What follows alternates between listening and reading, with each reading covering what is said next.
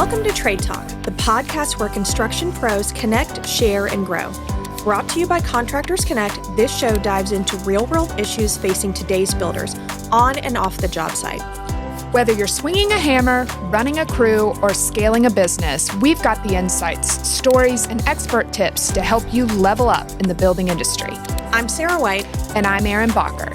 And together, we'll be talking shop with industry leaders, tradespeople, and innovators who are shaping the future of construction. Let's get to work. This is Trade Talk. Welcome to Trade Talk, where construction pros come together to connect, share, and grow. I'm Erin. And I'm Lindsey. And today's episode is one we're really excited about, how construction pros can use AI no matter their role. Yes, and today's guest is special. He happens to be my brother. His name is Will McGinnis, and he is an executive director at JP Morgan. And when he comes, he'll explain a little bit why he is a true expert in the AI field, not necessarily construction, and he'll tell you that, but he's going to tell you all of the ways that anybody in a construction office can use AI. So we're going to break it down role by role, whether you're in the field, an office manager, a CEO in your company, and we're really excited to learn. So Let's jump in. Let's do it. If you're in the construction industry and your marketing feels more like a punch list than a plan, it might be time to call in the pros. At Bespoke Consulting, we help contractors and construction businesses get noticed with branding that builds trust, websites that convert, and marketing strategies that actually move the needle. Want to grow your business without wasting time or money? Start with Bespoke. Learn more at bespokeconsulting.com. All right, Will, welcome to the podcast. Glad to be here. Thank you for coming. So I'll let you start by kind of telling everybody a little bit about yourself and your background. Yeah, so I'm Will. I did mechanical engineering at Auburn University for undergrad and graduate school, and pretty quickly got into machine learning and artificial intelligence. Left school to start a startup called Predicto. We were doing machine learning for predicting failures in aircraft, ships, cranes, big things that move, we would say. And so we ran that company for 4 or 5 years and got acquired by United Technologies, led data science and AI there for 3 or 4 years, did another startup. We got acquired by JP Morgan, where I work now. And so I've been working on AI and machine learning for my entire career. Very good. Very good. Very impressive. So you and I have talked about this off camera, obviously. We always, when we're at any family get together, are always talking about the business and development ideas. It's kind of in our blood. And AI has come a very long way. You have known a lot about AI for a whole lot longer than the rest of us.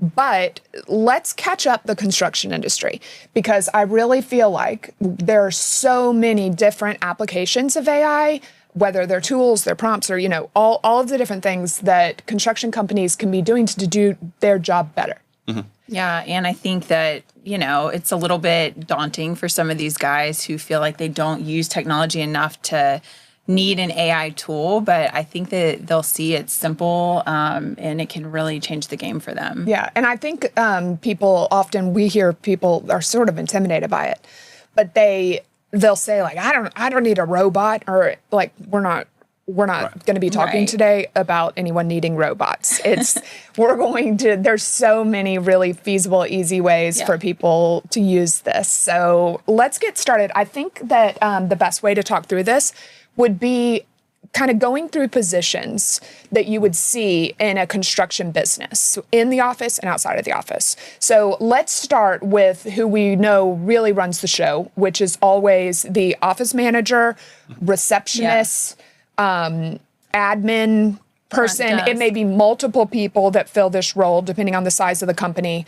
But from a office management point of view, let's talk AI. Yeah. What are some ways that you're seeing AI help these types of roles and people? So one of the things that AI is really good at now is reading through huge amounts of text and kind of understanding what's going on in it. And at the end of the day, that's a lot of what that job is. So you've got emails, calendars, to-do lists, documents, notes. and they're kind of trying to wrangle it all and figure out what's going on, what do we need to do today, how do I respond to this email, how do I answer this question, that sort of thing. So one of the first great things that they can do is just connect those systems, the emails, the calendars, Google Drive, that sort of thing, to a good AI tool so that you can ask questions and get answers that are actually relevant and based on the information in the business. So think things like drafting and replying to emails, finding old documents, figuring out what did I miss. So, in the past 3 weeks, are there emails that I should have replied to but didn't? Or are there things that we should have had on this list but missed? That sort of thing to help things from falling through the cracks. Yes, and I like using AI to find action items in notes from meetings. So, and also the notes from the meetings can be recorded with an AI tool or just, what is it called on your iPhone?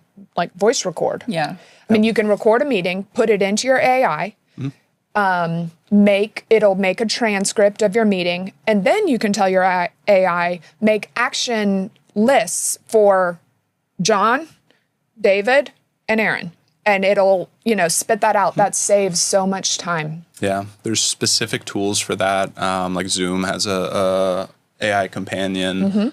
Granola AI does a similar sort of thing where it's helping understand what's going on in a meeting, build to-do lists, action items, write follow-up emails, say, okay, it was great talking to you, that sort of thing. Great tools for it. We love Google Meet. I mean, there's probably things out there that are different or better in whatever way, but we love Google Meet meetings because the Gemini tool, it's just really easy. I feel like anybody can figure it out. I mean, it just says, it actually reminds you to start taking notes before your meeting starts. So I think all of those things are things that would make an office manager's job easy in the construction industry, but also outside of it. Absolutely. Want to grow your network and your business? Join Contractors Connect, the go-to networking group for professionals in the building industry. For just $400 a year, members get 4 complimentary meetup tickets per year, a featured spot in our online directory, visibility at every Contractors Connect event, and more. Whether you're a contractor, vendor, or service pro, there's a place for you here. Join today at contractors-connect.com/memberships, and let's build something great together. Now back to the show. Okay, let's go on to the next job. Now we're going to get in the field, and we're going to talk about field project managers. So this would be somebody that is, maybe it's a plumbing company, and this is who's actually going and making the calls, assessing what needs to be done, and maybe that same person is doing the work. It depends on how the company's set up. What is your advice to those people? So one thing I think is interesting for them is the newer voice models. So I think everybody's done Siri to write a text or email, and it'll pick up the ums and the ahs and get punctuation weird and doesn't handle jargon well. If you're talking like a street name or something like that, it tries to parse it into regular words, and it's like the weird incoherent text that you get. Does that sound familiar? I'm pretty guilty. Yeah, go ahead. You can tell when somebody's written something in Siri. But they're great models. So there's a product called Whisper. That's an app that you can put on your phone and your computer that's that sort of experience. So you're in any app and you need to take a note or write an email or write a text or whatever it might be. But instead of just trying to record exactly what you're saying, it's reformatting it into how you actually write. So it'll get punctuation right. It handles jargon well. We've found that things like that work really well. People talk much faster than they write. Yeah. And so you can record a lot more through voice. And with the higher quality, it's not garbage. Yeah. So I would think something like Whisper, somebody walking around using that to take notes, maybe they get home at the end of the day and it's time to send a report or a summary email or project update, something like that.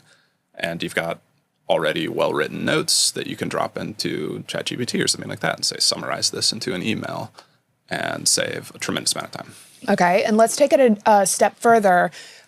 Maybe they're taking photographs on the job site and they want those to be incorporated in their report.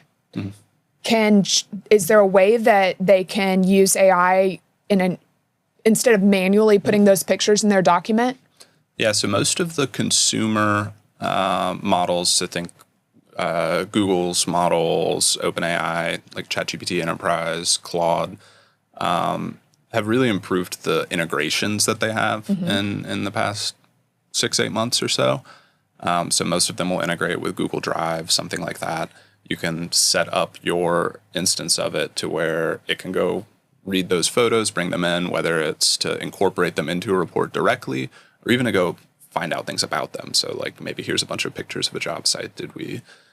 Was there actually a dumpster there? Or asking questions about the images themselves. Okay. Very Okay. cool. So that makes it easy. It's kind of one-stop shopping. Yeah, absolutely. Okay. Let's jump on to the next role. Who's next? Let's talk. We're back in the office, and we're going to talk about the role of the bookkeeper or financial controller in the office, which sometimes that may overlap with other roles. But speaking specifically to managing finances and credit cards and things like that. Yeah. So a bit of a tangent, but all these models are trained largely on data and information they got from the internet. So that's how they've learned what they know is they went around the internet and they found a bunch of data and learned how that looks and how language works and things like that. So there's a bunch of use cases that the models are pretty good at because there's a lot of that sort of thing on the internet. It happens to be receipts is one of them. There's a ton of receipts on the internet. So the models are pretty good at picking out individual line items, categorizing, doing that sort of workflow because a bunch of people have uploaded receipts for different expense systems, things like that. So that's a bit of the why, but categorizing receipts, categorizing expenses, enrichment. So think anything that like an enterprising high schooler could go Google around and find. The models are very good at doing that. So you can go into something like ChatGPT and say, here's a bunch of different expenses that I don't really know what they are. Could you go search the internet and figure out like what this company is, what their address is, what they do, so I can categorize it and fill out this report more effectively. The models are very good at doing that sort of thing. Okay. That's awesome. And that's a lifesaver for, people with smaller construction companies that, are managing their books themselves. We have tons of expenses that I'm constantly having to ask, like, what is this for? What is this? And exactly what you're saying, I don't know what it is. So if I didn't have to ask my husband, I could ask. I knew you would have some insight to that's this. awesome. Lindsey's husband is a general contractor and Lindsey is the bookkeeper. Yeah. So there's Unwillingly. right, exactly. So I'm sure there's a lot of ways. And we talked about too, I like to use, I'm a very big picture thinker, as we know.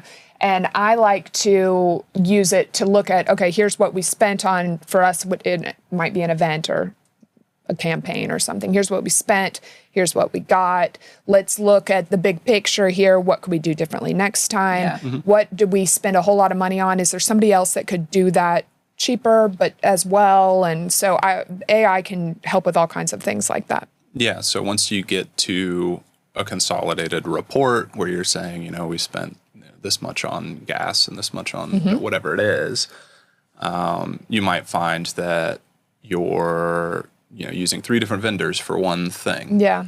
And I don't know, maybe that's good or bad, and maybe you can negotiate a discount, or maybe you're using one vendor for everything, and that's its own kind of risk. So you can also chat back and forth with the models and try and understand like what are the risks and opportunities presented by. Yeah.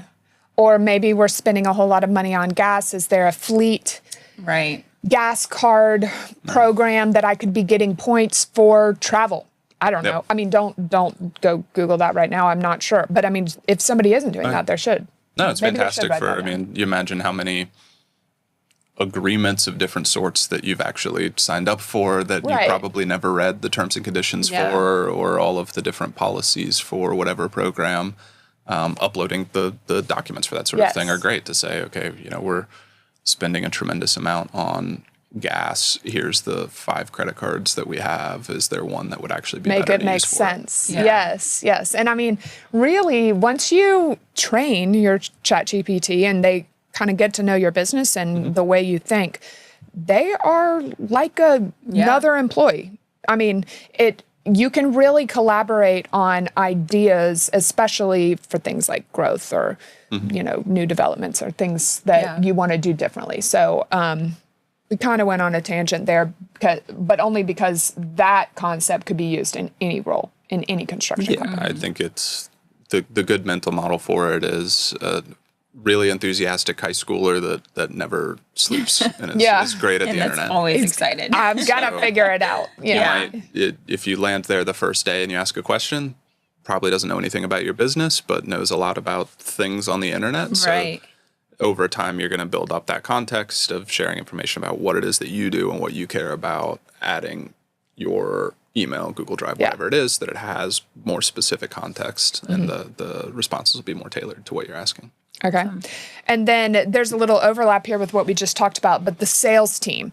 So every construction company might be set up differently. My husband's company, Specialty Roofers, their project managers are also their sales team. So they sell the project and then they see it through to the end. They like that because you form a relationship with the person that you sign the contract because you trust them, and then you get to work with them the whole time. You don't get passed around. But other companies are set up other ways. If you are solely focused on sales, how can AI help you?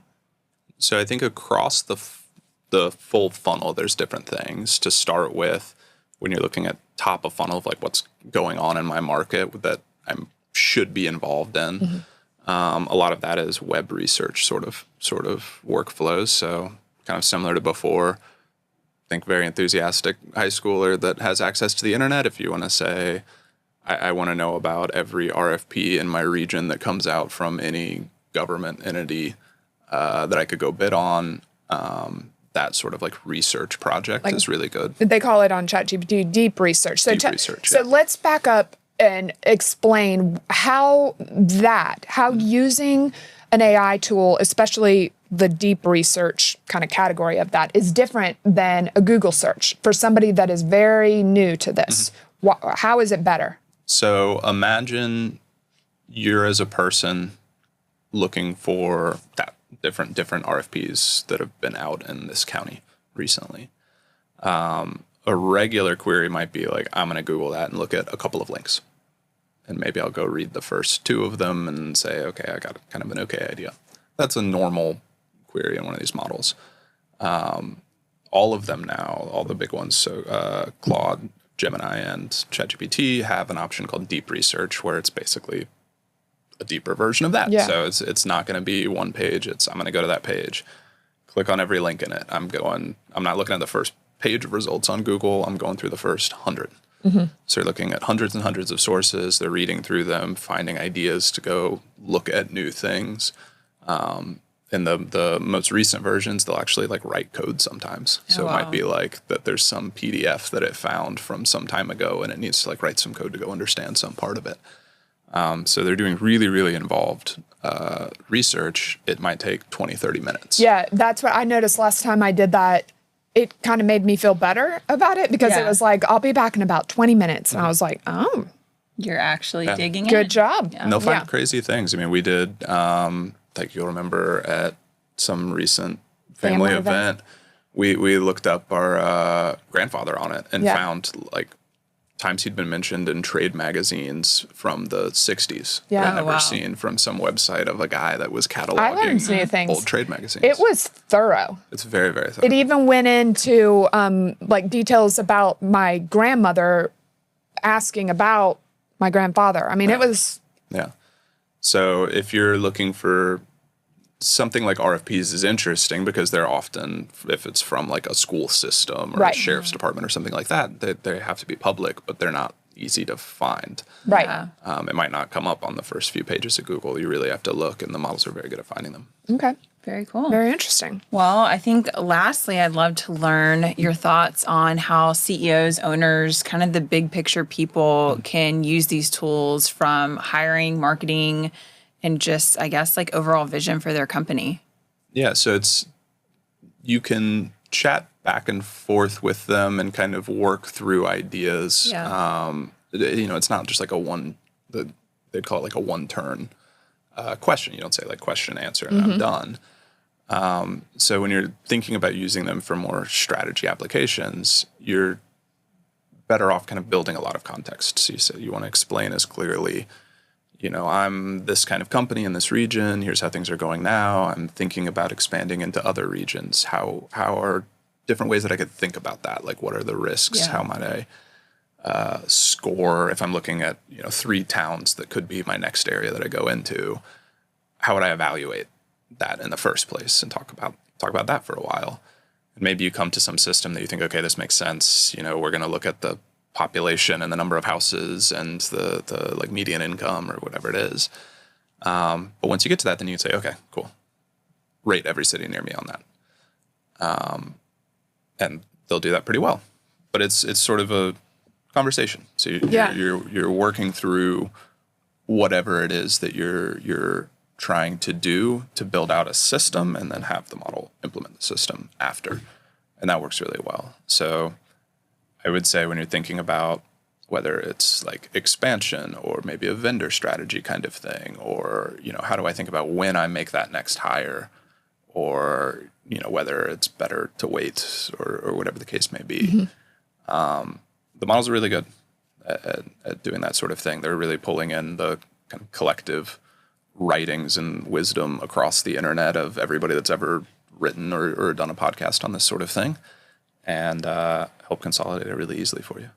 It's awesome. I love it. I love it for brand development. And I think there's all kinds of opportunities within construction companies where they might not think brand development is their thing, but maybe you're a roofing company. I always go to that because I've done a lot of brand development for a roofing company, but maybe you're a roofing company and you want to develop a service department. And maybe you want to really brand your commercial department and brand your residential department to show. And I don't mean just a logo. I mean, what does that mean? What does that section of my business look like? How are we talking about this? Who are we targeting? How are we targeting them? And those are conversations you can have with your ChatGPT that you should, by the way, name. We've mentioned this in another podcast. What is your ChatGPT's name, Will? I don't have a name. Oh, so you're going to be learning something new from us today. Okay. The tables have turned. Yep. So mine's Kevin. And I have Leroy. Leroy. Okay. Leroy. He's a rascal. Yes. But maybe we'd like to have you back on to talk about some other topics, but we need you to have a name by then. That. And maybe we could have him sit here. Right. You never know. Fun. Yeah, we'll work on that. Well, thanks for coming, Will. We appreciate you. Yeah, of course. It was great. Learned so much today, and definitely going to go and implement some of this myself. Yes. Calling all women in construction, this is your moment to build boldly. Join us for the Built to Lead Women in Construction Summit, happening August 21st at the Emerald Grand in Destin, Florida. This one-day event brings together industry leaders for powerful keynotes, breakout sessions, and real talk about leadership, growth, and opportunity in the building world. Space is limited, so grab your ticket now at contractors-connect.com/contracther. Let's break ground together. Well, that was fun. I learned all kinds of things from Will. It's fun to have a family member on. We had Sarah's aunt on recently, which was great. And I hope our audience got lots of great takeaways. Yeah, I know I did. That was awesome. So thanks so much, Will, for joining us today. So make sure to like, follow, and subscribe anywhere that you get your podcasts. And as Sarah would say, see you next Tuesday. Thanks for tuning into Trade Talk, powered by Contractors Connect, where construction pros connect, share, and grow. If you enjoyed today's episode, be sure to like and subscribe, leave a review, and share it with your crew. Until next time, Stay sharp, stay safe, and keep building.